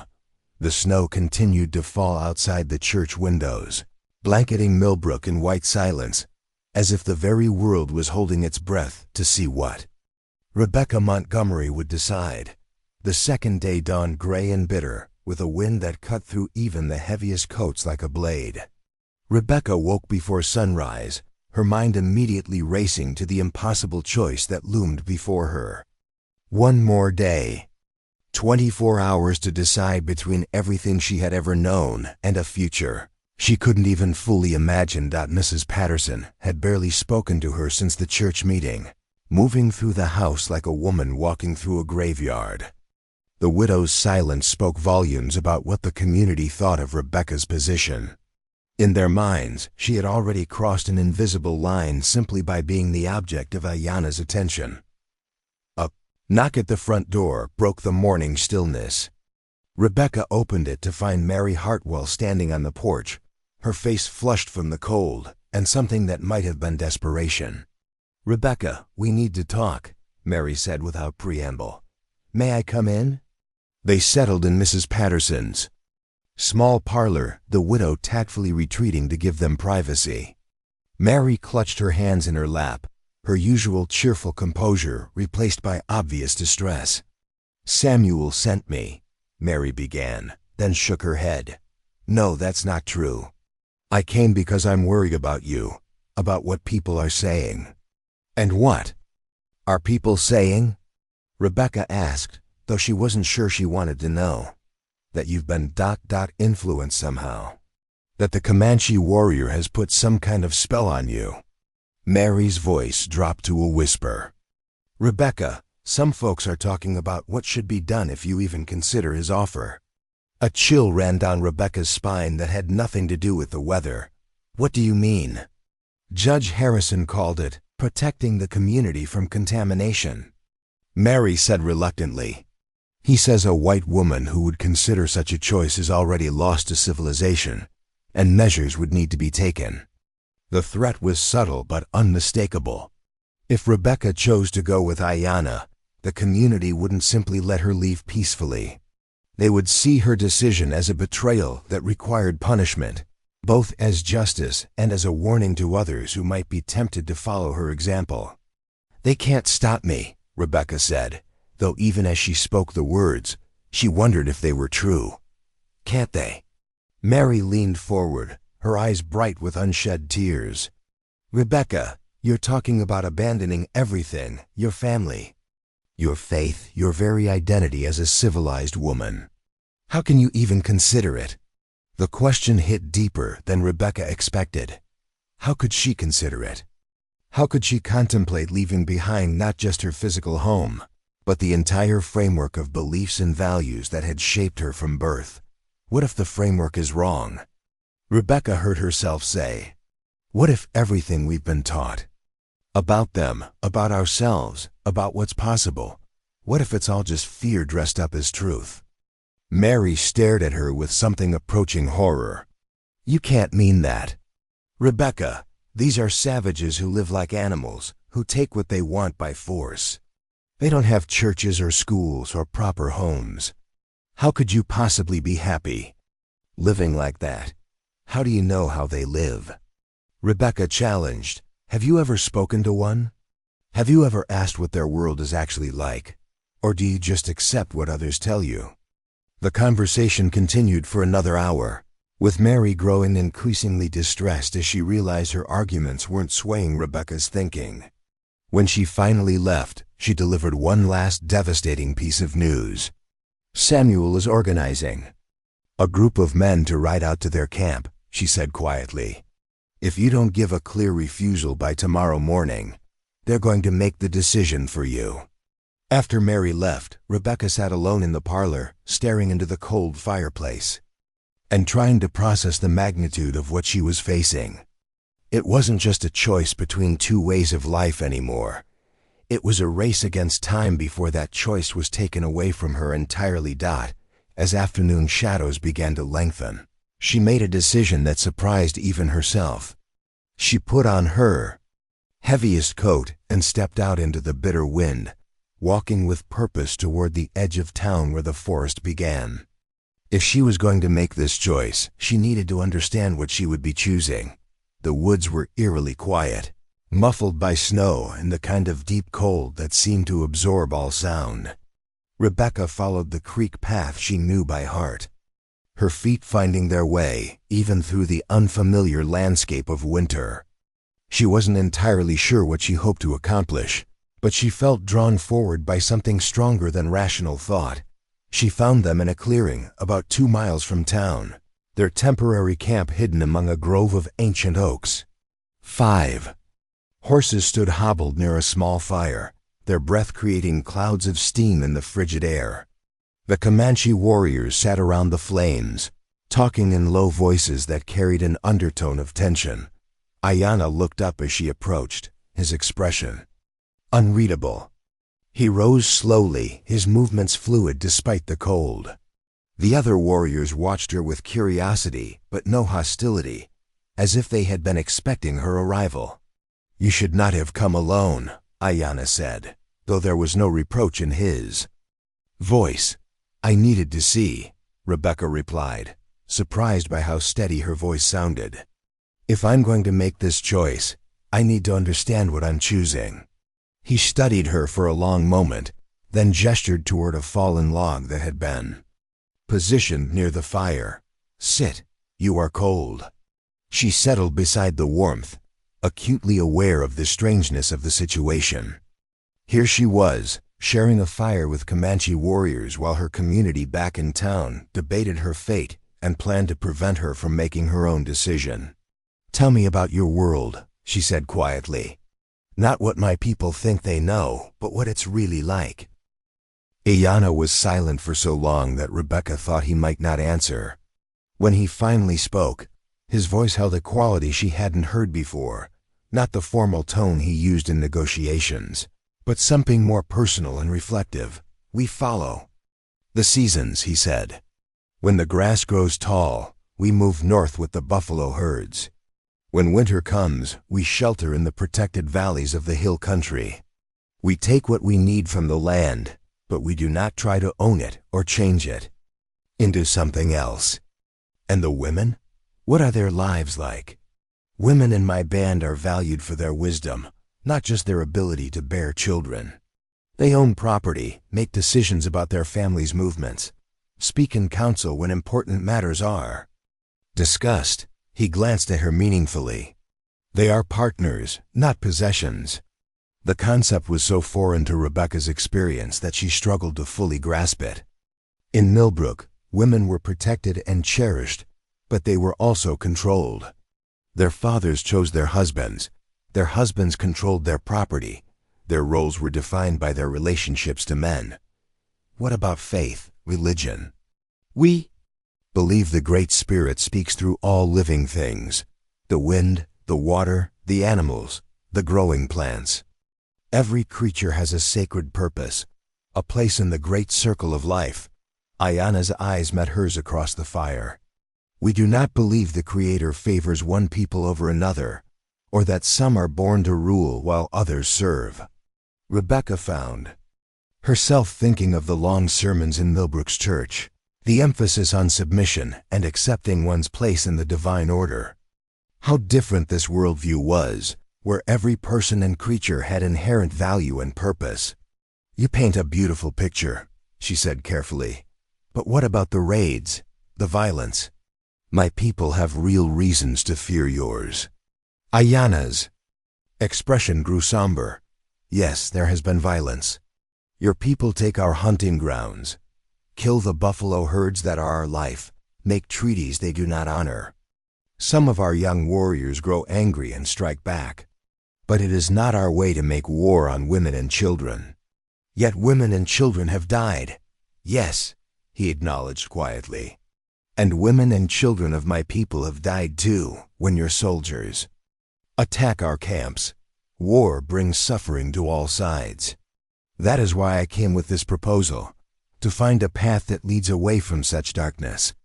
They sat in silence for a while, watching the fire crackle and dance. Rebecca found herself studying the other warriors, noting details that challenged her preconceptions. Their clothing was beautifully crafted, decorated with intricate beadwork and quillwork that spoke of artistic traditions passed down through generations. Their weapons were finely made, their horses well cared for. These were not the savage raiders of frontier nightmares, but men with their own culture, their own values, their own reasons for the choices they made. "If I came with you," Rebecca said finally, the words feeling strange on her tongue, "what would my life be like?" "Difficult at first," Ayanna answered honestly. "You would need to learn our language, our customs, our ways of moving with the seasons. Some would distrust you because of your white skin. Others would test you to see if your commitment is real. And you? What would you expect from me?" He was quiet for so long that Rebecca wondered if she had overstepped some boundary. When he finally answered, his voice was soft but intense. "I would expect you to be yourself, the woman who looked at me without fear, who questions what others accept without thought. I would hope you might come to see our world not as a step backward into savagery, but as a different way of being human." The honesty in his voice took her breath away. This wasn't about possession or conquest, she realized. It was about recognition, two people from vastly different worlds who had seen something in each other that transcended the hatred and fear that divided their peoples. "I have to go back," she said finally, rising from the log. "They'll be looking for me. Ayanna stood as well, his tall frame silhouetted against the darkening sky. Tomorrow is the final day, I know, Rebecca. The way he said her name made her turn back to him. Whatever you choose, choose it freely. Do not let fear make the decision for you.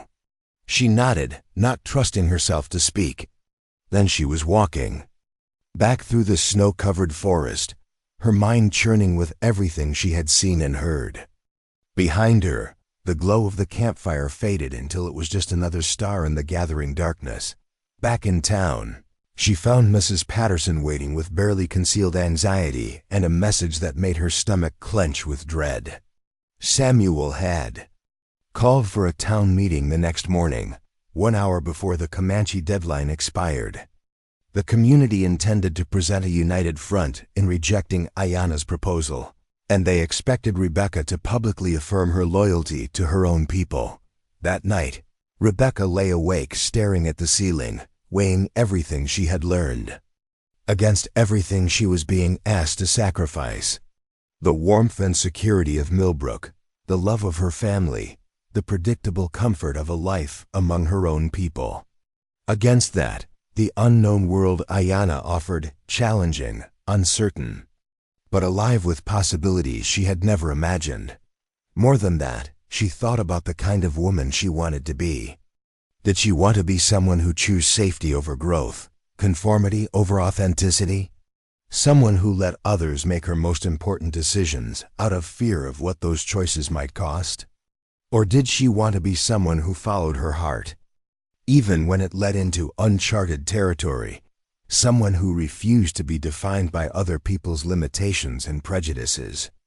As dawn approached, bringing with it the final day of choice, Rebecca knew that whatever decision she made would transform her completely. There would be no going back, no undoing the consequences of this moment. The only question was whether she had the courage to choose the woman she wanted to become, regardless of what that choice might cost her. Outside her window, the snow continued to fall, each flaking a small miracle of unique beauty, following its own path through the darkness toward an uncertain landing.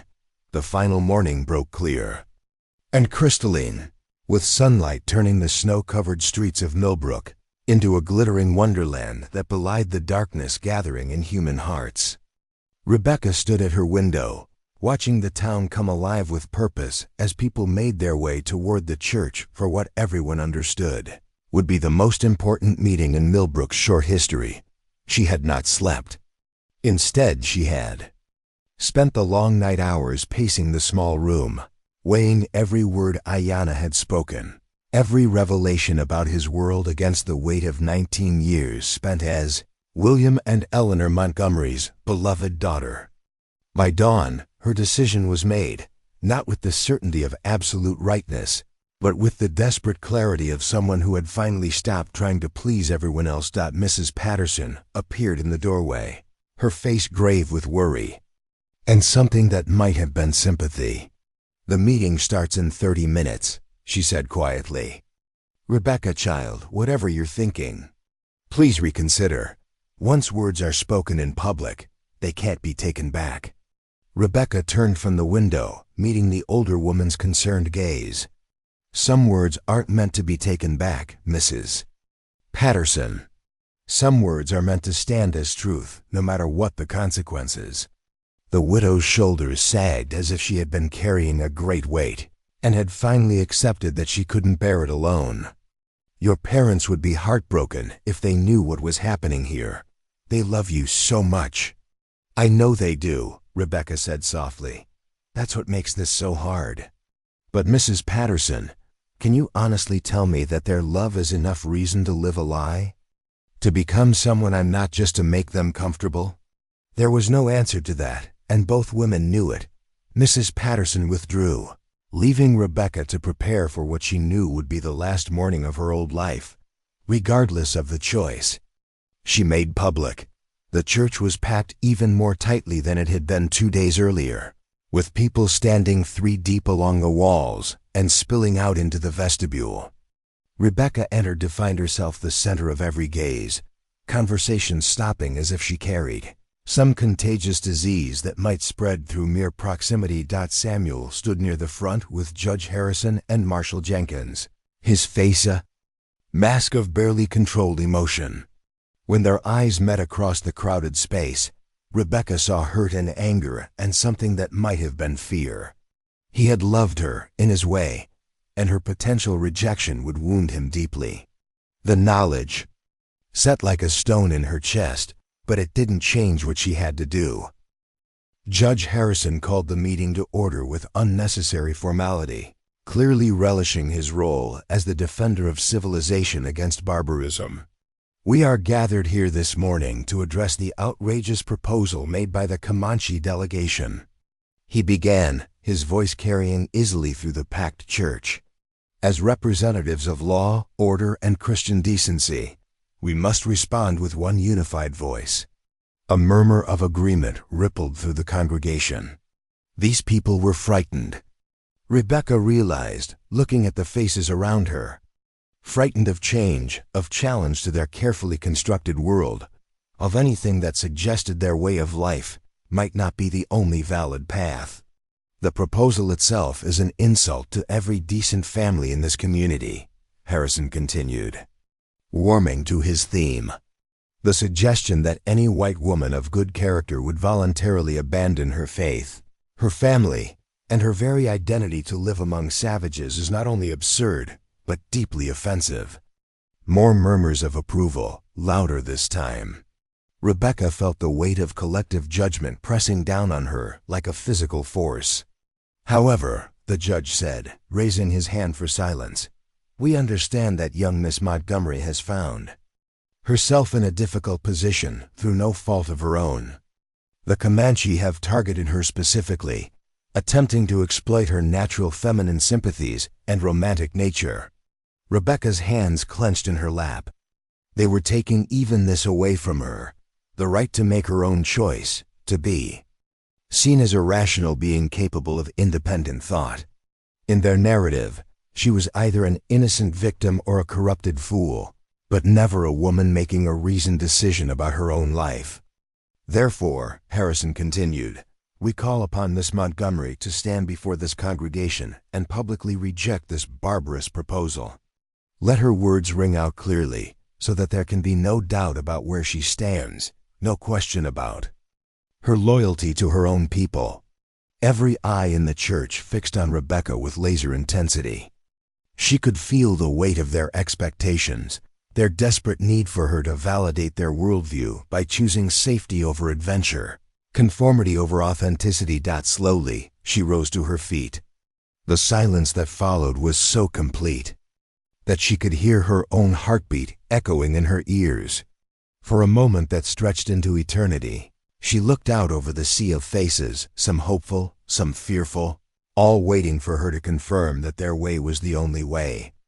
You want me to reject the Comanche proposal, she said finally, her voice carrying clearly through the hushed church. You want me to stand here and declare my loyalty to this community, to promise that I will never consider leaving the life you've planned for me. Nods and murmurs of encouragement rippled through the crowd. She could see relief beginning to bloom on Samuel's face, satisfaction on Judge Harrison's. But before I give you the answer you want to hear, Rebecca continued, I have some questions of my own. The encouraging sounds died away, replaced by an uneasy rustling. This wasn't going according to their script. I want to know why a woman's choice about her own life is considered a community decision. I want to know why my interest in learning about different people is seen as betrayal rather than curiosity. I want to know why you all assume that your way of living is the only good way, the only right way, the only way that could possibly make a person happy. Judge Harrison's face was darkening with anger. Miss Montgomery, this is neither the time nor the place for philosophical debates. We need a simple answer to a simple question. Nothing about this is simple, Rebecca shot back, feeling 19 years of suppressed rebellion rising in her chest like a tide. You're asking me to choose between two worlds, but you refuse to acknowledge that both worlds might have value. You demand loyalty, but you've never asked what I'm loyal to or why." Samuel stepped forward, his face flushed with emotion. "Rebecca, please, don't do this. Don't throw away everything we could have together for some romantic fantasy about noble savages. Is that what you think this is?" Rebecca turned to face him directly, her heart breaking for the pain she was about to cause. "Samuel, you're a good man, and you deserve a woman who can love you completely. But I'm not that woman, and pretending otherwise would be cruel to both of us." "You don't know what you're saying," he protested. "You've been influenced, confused by their strange ways, but we can help you. We can protect you from making a terrible mistake." "The only mistake," Rebecca said quietly, "would be letting you make this choice for me." She turned back to face the congregation, seeing shock and growing anger on faces that had known her since childhood. "You want to know my answer? Here it is. I choose Ayanna. I choose to learn about his world, to see if two people from different cultures can build something together that's stronger than the hatred and fear that divides them." The explosion of voices that followed was immediate and deafening. People shouted in outrage, in disbelief, in fear. Some called her mad, others a traitor. A few women wept openly, as if she had died before their eyes. Judge Harrison pounded his gavel frantically, trying to restore order. "This is madness. The girl has clearly been bewitched, corrupted beyond rational thought." "I've never been more rational in my life," Rebecca called out over the chaos. "For the first time, I'm making a choice based on what I want, what I believe, what calls to my heart. Isn't that what you raised me to do, to think for myself, to follow my conscience?" "Not like this." The voice belonged to Mrs. Brennan, her face twisted with anger and fear. "Not by abandoning everything decent people have built here." "I'm not abandoning anything," Rebecca said firmly. "I'm choosing to build something new. Something that proves love can be stronger than prejudice, that understanding can overcome fear." Samuel's voice cut through the noise, raw with pain and desperation. "Rebecca, if you do this, you can never come back. Do you understand that? You'll be dead to us, to your family, to everyone who's ever cared about you." The words hit her like physical blows, but she forced herself to stand straight, to meet his anguished gaze without flinching.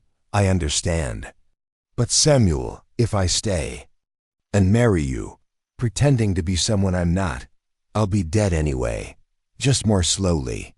Marshal Jenkins stepped forward, his hand resting on his gun. "Miss Montgomery, I can't let you leave with those Indians. It's too dangerous, and frankly, the community won't stand for it." Rebecca felt a chill of real fear as she saw the faces around her hardening with resolve. They weren't going to let her go peacefully. In their minds, her choice was so unthinkable, so dangerous to their sense of order, that force was justified to prevent it. "You can't stop me," she said, though her voice betrayed her uncertainty. "Can't we?" Judge Harrison's tone was cold as winter wind. "A young woman who would make such a choice is clearly not of sound mind. It would be our duty to protect her from her own madness." The threat was clear. They would declare her mentally unfit, lock her away for her own protection until she came to her senses. In their world, the desire to live differently could only be explained as insanity. But before anyone could move to restrain her, the church doors opened with a crash that echoed through the building like thunder. Ayanna strode in, flanked by his 4 warriors, their presence transforming the already tense atmosphere into something electric with danger. He moved with purpose, his dark eyes scanning the crowd until they found Rebecca. In that moment, she saw everything she needed to know. He had come for her, not to force her choice, but to ensure she had the freedom to make it. "The time is finished," he announced, his voice carrying easily through the stunned silence. "We have come for the answer." Judge Harrison stepped forward, his face purple with rage. "Get out of this house of God. You have no right to be here." Ayanna's gaze never wavered from Rebecca. The woman has the right to speak her choice freely. That is the only right that matters here. She's made her choice, Marshal Jenkins said, his gun half drawn. She's staying with her own people where she belongs. Have you? Ayanna asked quietly, speaking directly to Rebecca, as if they were alone in the church. Made your choice freely? Rebecca looked around the church one final time, seeing the faces of people who had shaped her entire world. Mrs. Patterson, tears streaming down her cheeks. Mary Hartwell, clutching her husband's arm in horror. Samuel, his face a mask of betrayal and loss. Judge Harrison, radiating fury at his loss of control. These were good people, most of them. People who loved her in their way, who wanted what they believed was best for her. But their love came with conditions, with the demand that she fit into the shape they had chosen for her life. I have, she said clearly, her voice carrying to every corner of the church. I choose to go with Ayanna. I choose to learn about his world, to see if two people from different cultures can find love and understanding together. The silence that followed was broken by the click of multiple guns being cocked. Rebecca saw with horror that at least 6 men had drawn weapons, their faces set with the grim determination of people convinced they were fighting for righteousness itself. Nobody's leaving here with any Indians, Marshal Jenkins said flatly. This ends now. But Ayanna stepped forward, and Rebecca saw something in his bearing that made her breath catch. This was no longer the diplomatic negotiator, or even the man who had spoken to her with such gentle honesty by the campfire. This was a Comanche warrior, and the danger radiating from him was as real as the winter cold. You will not stop her, he said quietly, but his words carried the absolute certainty of someone prepared to die for what he believed. She comes freely, or your treaty dies and your families face war. Choose wisely. The standoff stretched taut. As a bowstring, with Rebecca caught in the center of forces she could no longer control. Her choice had been made, but whether she would be allowed to live with the consequences remained to be seen. In the brittle silence, she took a step toward Ayanna, then another. No one moved to stop her, but she could feel the tension building toward an explosion that would shatter everything. Her final test had become not just choosing her own path, but surviving the consequences of that choice long enough to walk it. The tension in the church stretched like a wire about to snap, with Rebecca caught between two worlds that seemed determined to tear each other apart. She could see the calculation in Marshal Jenkins' eyes, the way his fingers tightened on his gun. As he weighed the odds, 6 armed men against 4 Comanche warriors, but warriors who had survived countless battles and knew that retreating meant dishonor.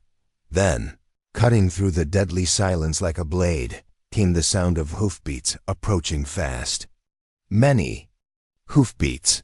Through the church windows, Rebecca could see riders streaming into Millbrook's main street. Not Comanche this time, but white men on lathered horses, their faces grim with urgent purpose.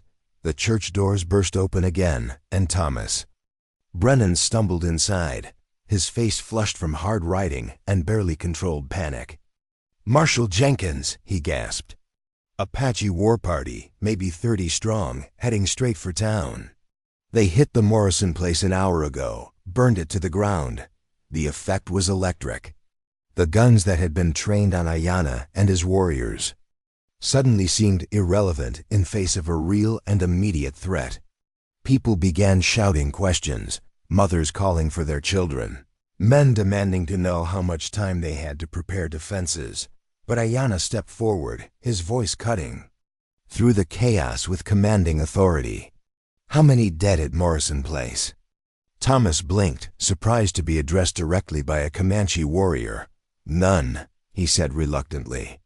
"They got a warning somehow, escaped before the attack. But the Apache are riding hard this way, and they're painted for war." Ayanna turned to his companions, speaking rapidly in their own language. Rebecca caught the urgency in his tone, saw the way the other warriors' expressions grew grave.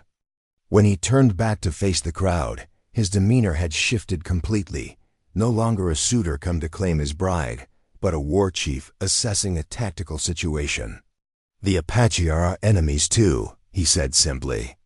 "They raid our camps, steal our horses, kill our people just as they do yours. If they attack this town, your women and children will die." Judge Harrison's face was purple with confusion and rage. "Are you threatening us now? Adding to our troubles?" "I am offering to end them," Ayanna replied calmly. "My warriors know Apache tactics, Apache weaknesses. We can help you defend this place, but only if the woman comes freely, as agreed." The silence that followed was different from before. Not the tension of conflict, but the desperate calculation of people facing impossible choices. Rebecca could see the struggle playing out on their faces.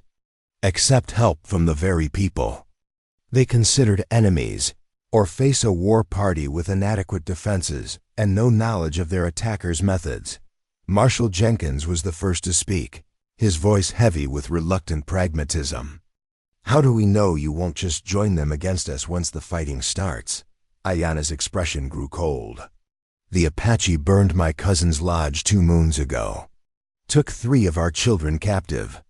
We do not forget such things, and we do not forgive them. But after the Apache are gone?" Samuel demanded, his voice raw with desperation. "What happens to Rebecca then? What guarantee do we have that you'll honor any agreement?" Rebecca had heard enough. She stepped forward, placing herself physically between the 2 groups, her heart pounding but her voice steady. "The guarantee is my choice," she said clearly. "I'm not a bargaining chip or a prize to be won. I'm a woman making a decision about her own life." She turned to face the congregation, seeing fear and confusion in faces that had once looked at her with simple affection. "You want to protect me from making a mistake? Then let me face the consequences of my own choices. But don't use your fear as an excuse to take away my right to choose." Another rider burst through the church doors, young Peter Harrison, the judge's own son, his face white with terror. "Pa! They're coming! I saw them from the church steeple, maybe 25 warriors, painted and armed. They'll be here in 10 minutes. The church erupted into controlled chaos as people rushed to organize defenses. But Rebecca noticed that it was Ayanna who took charge of the tactical planning, his quiet authority cutting through panic and confusion. He positioned men at windows, suggested barricades, explained how Apache raiders typically approached a fortified position. "They will try to draw your defenders out with small attacks," he explained to Marshal Jenkins. "Then hit hard when your people are scattered. Keep everyone together. Make them come to you." Despite everything, Rebecca felt a surge of pride watching him work. This was leadership born not of political position, but of genuine competence, the kind of authority that came from years of protecting his people against exactly this kind of threat. The sound of war whoops echoing through the town streets sent a fresh wave of panic through the crowded church. Through the windows, Rebecca could see Apache warriors streaming into Millbrook, their painted faces and raised weapons exactly as terrifying as the town's worst nightmares had imagined. But they were met by organized resistance. Ayanna's tactical advice had transformed potential slaughter into a real fight, with defenders who knew where to position themselves and how to make their limited numbers count. The battle was fierce but brief. The Apache had expected easy prey, scattered settlers, caught off guard, with no knowledge of tribal warfare tactics. Instead, they found prepared defenses guided by someone who understood their methods better than they understood themselves. When the war cries finally faded and the last Apache warrior disappeared over the hill in retreat, Millbrook stood battered, but unbroken. 3 buildings showed scorch marks from flaming arrows, and several men nursed wounds, but no one had died. It was a victory that would not have been possible without Comanche guidance. In the aftermath, as people emerged from shelter to assess the damage, an uncomfortable silence settled over the community. They owed their lives to the very man they had been prepared to fight only an hour earlier. Judge Harrison approached Ayanna with visible reluctance, his political instincts warring with grudging respect. "We appreciate your assistance," he said stiffly. "But that doesn't change the fundamental issue we face." "No," Ayanna agreed quietly. "It does not. The woman has made her choice. The question is whether you will honor it, or whether your word means nothing when tested." Rebecca stepped forward once more, knowing this was her final moment to speak. "As a daughter of Millbrook, you raised me to believe in justice, in keeping promises, in doing what's right even when it's difficult," she said, looking directly at Judge Harrison. "I'm asking you to live up to those values now." The judge's wife spoke from the crowd, her voice trembling with emotion. "Rebecca, child, we can't just let you go into the wilderness with these people. What about your parents? What about your future?" "My future is my own to make," Rebecca replied gently. "And my parents? I hope someday they'll understand that they raised a daughter strong enough to choose her own path, even when that path leads away from everything they know." Samuel approached slowly, his face haggard with loss, but his eyes clear for the first time since this ordeal began. "You really believe this is what will make you happy?" he asked quietly. Rebecca met his gaze honestly. "I believe this is who I am, Samuel. I'm sorry that means I can't be who you need me to be." He nodded slowly, the gesture of a man accepting a hard truth. "Then I release you from any obligation you might have felt to me. Go with my with my blessing, if not my understanding." The simple grace of his words brought tears to Rebecca's eyes. In the end, Samuel had proven himself capable of love generous enough to let go. Marshal Jenkins holstered his weapon with obvious reluctance. "If you're determined to do this, Miss Montgomery, I won't stop you. But understand, once you leave with them, you can't come back. Not ever. That's not cruelty talking. That's just reality." "I understand," Rebecca said softly. "But Marshal, if my choice helps prevent future bloodshed between our peoples, wouldn't that be worth something? Wouldn't that be a legacy worth leaving?" As the sun began to set, casting long shadows across Millbrook's damaged but defiant streets, Rebecca found herself standing at the edge of town with a small bundle containing everything she owned a few clothes, her mother's Bible, and the daguerreotype of her family that would be her only link to the world she was leaving behind. Ayanna waited nearby with the horses, his warriors maintaining respectful distance while the final farewells were said. Mrs. Patterson approached with tears streaming down her weathered cheeks, pressing a small wrapped package into Rebecca's hands. "Medicines," the widow whispered. "And a letter for your parents. If you ever find a way to send it, they should know. They should know you made this choice out of courage, not madness." Rebecca hugged the older woman fiercely, tasting salt tears and the bitter sweetness of endings. "Take care of yourself, Mrs. Patterson, and remember me kindly." Other townspeople approached in ones and twos, some offering grudging farewells, others simply staring as if trying to memorize her face before she vanished forever. Mary Hartwell came last, her own eyes red with weeping. "I still don't understand," Mary whispered, "but I hope you find whatever it is you're looking for." "I hope I find myself," Rebecca replied honestly. "The woman I was meant to be, not the woman everyone expected me to become."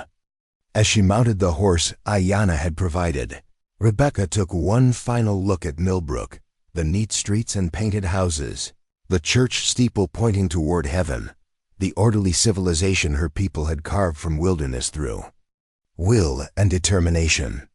It was beautiful in its way, secure and stable and predictable. But as she turned her horse toward the open prairie where Ayanna waited, she felt not loss but liberation. The horizon stretched endlessly before them, painted in shades of gold and crimson by the setting sun. Somewhere beyond that horizon lay a different kind of life, uncertain, challenging, alive with possibilities she couldn't yet imagine. "Are you ready?" Ayanna asked quietly as she guided her horse alongside his. Rebecca considered the question seriously. Was anyone ever ready to leave everything they knew behind? Was it possible to be prepared for the complete transformation of identity and purpose? No, she said finally, then smiled at his surprised expression. But I'm willing to become ready. I'm willing to learn, to grow, to discover who I might become in a world where I'm free to choose my own path. They rode south as darkness gathered, 5 figures silhouetted against the vast Texas sky. Behind them, Millbrook's lights began to twinkle like earthbound stars, marking the boundaries of a world that would continue without Rebecca Montgomery, adjusting to her absence as communities always did when someone chose a different destiny. Ahead lay the unknown, winter camps hidden in protected valleys, a people who would test and teach her, a man who had seen something in her worth, bridging the gap between 2 worlds to claim. There would be hardships, she knew. Moments of doubt and homesickness, times when the choice she had made would feel too heavy to bear, but riding through the star-scattered darkness with the wind singing freedom in her ears, Rebecca felt alive in a way she had never experienced. For the first time in her 19 years, she was exactly where she belonged, not because someone else had decided it for her, but because she had chosen it herself. The horse beneath her moved with the easy rhythm of an animal bred to cover vast distances, and Rebecca let herself sink into that rhythm, feeling it carry her away from everything she had been toward everything she might become. In the distance, coyotes called to the rising moon, their voices wild and free and utterly. Without apology, Rebecca Montgomery was gone, vanished into legend and whispered stories around Millbrook's firesides. But the woman who rode beside Ayanna into the wilderness night was just beginning, born of courage and choice and the unshakable belief that love could indeed be stronger than fear, that understanding could overcome prejudice, that 2 people from different worlds could build something beautiful together if they were brave enough to try. The stars wheeled overhead in their ancient patterns, indifferent to human boundaries and the small dramas played out beneath their light. But for Rebecca, each star seemed to pulse with promise, marking signposts on a journey that would test everything she thought she knew about herself and the world. She was ready for that test. More than ready, she was eager for it, hungry for the chance to discover what lay hidden in her own heart when fear and convention were stripped away. The new beginning stretched before them, like an unwritten story. And Rebecca rode toward it with the confidence of a woman who had finally learned the difference between the life others planned for her and the life she was brave enough to claim for herself. 5 years had passed since Rebecca Montgomery vanished from Millbrook into the Texas wilderness, becoming nothing more than a cautionary tale whispered of winter fires. The town had grown since then, new families arriving to build their own dreams on the frontier. Samuel Hartwell had married a schoolteacher from Austin, a gentle woman who gave him the uncomplicated love he deserved. The old church had been expanded, and Judge Harrison's influence had spread to 3 neighboring counties. But on this particular spring morning, as wildflowers painted the prairie in brilliant colors and the air hummed with new life, Millbrook would receive a visitor that would resurrect memories many had tried to bury.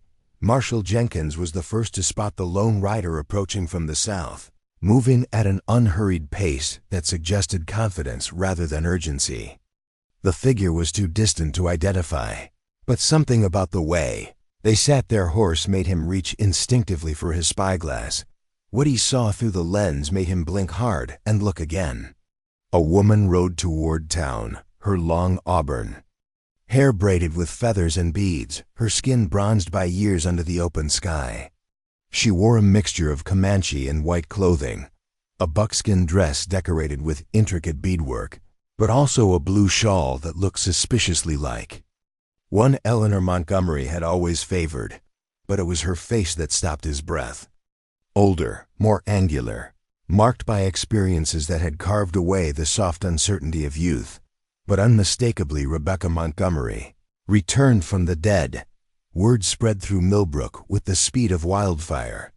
People emerged from shops and houses, lining the main street to stare at the impossible sight. Some crossed themselves, wondering if they were seeing a ghost.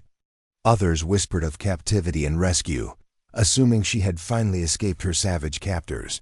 Rebecca rode through the gauntlet of stairs with quiet dignity, her green eyes taking in the changes 5 years had brought to her former home. New buildings, new faces, but the same underlying tension she remembered, the fear of anything that challenged their ordered world. She dismounted in front of what had once been Murphy's store, now run by his nephew since the old man's death. The previous winter, the crowd maintained a respectful distance, unsure whether to approach this familiar stranger who had become something unprecedented in their experience. Mrs. Patterson pushed through the crowd, her hair now completely gray, but her eyes as sharp as ever. She stopped just outside arm's reach, studying Rebecca's face with the intensity of someone trying to solve a puzzle. "Child?" she whispered finally. "Is it really you?" Rebecca smiled, the expression transforming her weathered features with warmth that bridged the years. "Hello, Mrs. Patterson. Yes, it's really me." The widow's hand flew to her throat. "Dear Lord, we all thought, you were surely dead by now. When we never heard anything, no word at all." "I couldn't send word before," Rebecca said simply. "But things have changed. The war between the states has ended, and there's talk of new treaties with the tribes. I thought it might be safe to visit." Samuel appeared at the edge of the crowd, his face a complex mixture of emotions. Age had treated him kindly. He looked prosperous and settled, a man who had found his place in the world. Beside him stood a pretty woman with kind eyes who could only be his wife. "Rebecca," he said quietly, and 5 years collapsed between them. "You look different." She laughed, a sound rich with experiences he could never imagine. "I should hope so. I was barely more than a child when I left." "Are you?" His wife squeezed his arm, reminding him of proprieties, but Samuel pressed on. "Are you happy? Did you find what you were looking for?" Rebecca considered the question seriously, aware that her answer would be dissected and discussed for years to come. "I found myself, Samuel. The woman I was meant to become, and yes, I'm happy." Judge Harrison pushed through the crowd, his face flushed with the exertion and the complexity of emotions he was struggling to control. "Miss Montgomery, or whatever name you go by now, why have you returned? If you're in trouble, if you need help escaping your captors." "I'm not a captive," Rebecca said firmly. "I never was. I'm here because I wanted to see home again, to visit my parents' graves if they'll have me." A murmur ran through the crowd. Eleanor and William Montgomery had died within months of each other 3 years earlier, William from a heart attack, while working on the new school building, Eleanor from the grief that followed. They had lived their final years believing their daughter was either dead or lost to them forever. "They never stopped hoping you'd come home," Mrs. Patterson said softly. "Never stopped believing you were alive somewhere." Rebecca closed her eyes for a moment, feeling the weight of that knowledge settle in her chest like a stone. "I know. I wanted to send word, but I wasn't sure it would reach you safely. And I wasn't sure what to say. You could have said you were alive," Samuel said, though there was no accusation in his voice. "You could have saved them that pain." "I could have," Rebecca agreed. "But what would I have told them about the life I'd chosen? About the children I'm raising as Comanche? About the husband I love who will never be accepted in their world?" The word children sent another ripple through the crowd. Rebecca Montgomery, the girl who had scandalously chosen a Comanche warrior over respectable marriage, had become a mother. It was a detail that made her transformation somehow more real, more permanent. Mary Hartwell, now Mary Patterson after marrying the doctor, stepped forward with tears in her eyes. "Children," she whispered. "How many?" "2," Rebecca said with unmistakable pride. "A son of 4 winters and a daughter of 2. They're being watched by their grandmother while I make this journey." "Their grandmother?" Judge Harrison sputtered. "You mean some Comanche squaw is raising white children?" Rebecca's eyes flashed with something dangerous. Their grandmother is a woman of wisdom and courage who has taught them the value of all living things. And my children are not white. They're human beings who belong to two worlds and will hopefully help bridge the gap between them. The conversation continued for nearly an hour, with Rebecca answering questions about her life with careful diplomacy. She spoke of seasonal migrations, of learning to work hides and identify medicinal plants, of the intricate social structures that governed tribal life. She described a world that was neither the savage wasteland of their fears, nor the romantic paradise some had imagined, but a complex culture with its own beauty and challenges. "And your husband?" Mrs. Patterson asked finally, the question everyone had been building toward. "Ayanna? Is he good to you?" Rebecca's face softened with an expression that answered the question before her words did. "He's everything I hoped for and more. A partner, not a master. A man who values my thoughts as much as my presence. We've built something together that honors both our peoples." She reached into her saddlebags and withdrew a leather-wrapped bundle, opening it to reveal letters written in careful script. "These are for anyone who wants them. Letters about my life, my children, my hope that someday our peoples might find a way to live in peace instead of fear." Several women stepped forward to accept copies, their curiosity overcoming their reservations. Rebecca had always been the best-educated girl in Millbrook, and her letters promised insights into a world they had only glimpsed through violence and rumor. As the sun began to set, Rebecca prepared to leave. She had spent the day visiting familiar places, the creek where she used to walk, the church where her transformation had begun, the cemetery where her parents lay beneath headstones that spoke of lives well lived and children beloved. "Will you come back?" Mrs. Patterson asked as Rebecca mounted her horse. "Perhaps," Rebecca said honestly, "if I'm welcome. If there's a reason to believe my presence might help rather than harm." She looked out over the faces of people who had shaped her childhood, seeing the mixture of confusion, curiosity, and grudging respect in their expressions. They didn't understand her choice, might never understand it, but they could no longer dismiss it as madness or coercion. "I want you to know," she said, her voice carrying to every person gathered in the street, "that I don't regret the path I chose. It was hard, often lonely, and sometimes dangerous, but it led me to love, to purpose, to a life that feels authentic in ways I never imagined possible." She turned her horse toward the south, then paused for one final message. "And I want you to know that the Comanche people I live among are not the monsters of your nightmares. They're human beings with families they love, traditions they honor, hopes and fears much like your own. Maybe someday that understanding will matter." As she rode away into the gathering dusk, Rebecca carried with her the knowledge that she had planted seeds of possibility in minds that had been closed for generations. Whether those seeds would grow remained to be seen, but she had done what she came to do, proved that a woman could choose her own path and thrive, that love could indeed transcend the boundaries others tried to impose. Behind her, Millbrook settled into evening routines, but the conversations that night would be different. Children would ask questions about the lady who had chosen to live with Indians. Adults would debate whether her return had been triumph or tragedy. Some would read her letters and find their assumptions challenged in ways they hadn't expected.